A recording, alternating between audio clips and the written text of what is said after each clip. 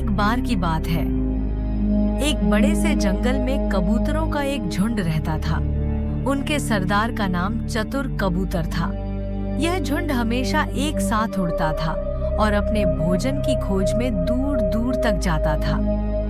एक दिन जब कबूतरों का झुंड भोजन की तलाश में आसमान में उड़ रहा था, उन्हें नीचे जमीन पर कुछ अनाज बिखरा हुआ दिखाई दिया। सभी कबूतर बहुत खुश हो गए और बिना सोचे समझे नीचे आकर अनाज खाने लगे। पर यह अनाज एक शिकारी द्वारा बिछाए गए जाल पर था। जैसे ही सभी कबूतर अनाज खाने लगे, वे सभी शिकारी के जाल में फंस गए। यह देखकर वे बहुत घबरा गए और इधर-उधर उड़ने की कोशिश करने लगे, लेकिन जाल से बाहर नहीं निकल पाए। उनके सरदार चतुर कबूतर ने सभी को शांत किया और कहा, अगर हम सब अलग-अलग उड़ने की कोशिश करेंगे तो कभी भी इस जाल से बाहर नहीं निकल पाएंगे। हमें एकता दिखानी होगी।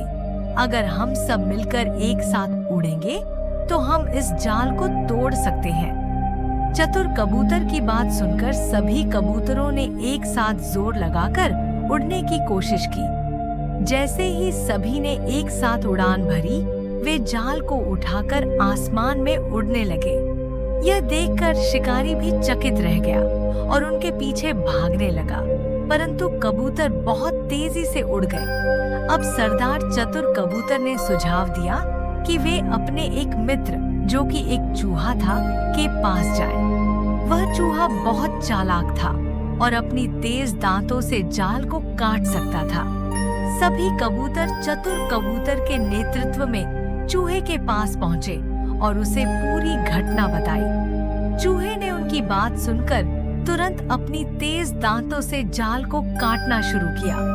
उसने सबसे पहले सरदार का जाल काटा, लेकिन सरदार ने कहा, पहले तुम मेरे साथियों का जाल काटो, फिर अंत में मेरा। चूहा सरदार की बात मान गया और एक एक करके सभी कबूतरों को आजाद कर दिया। अंत में उसने सरदार का जाल भी काट दिया। सभी कबूतर अपने सरदार और चूहे के आभारी थे।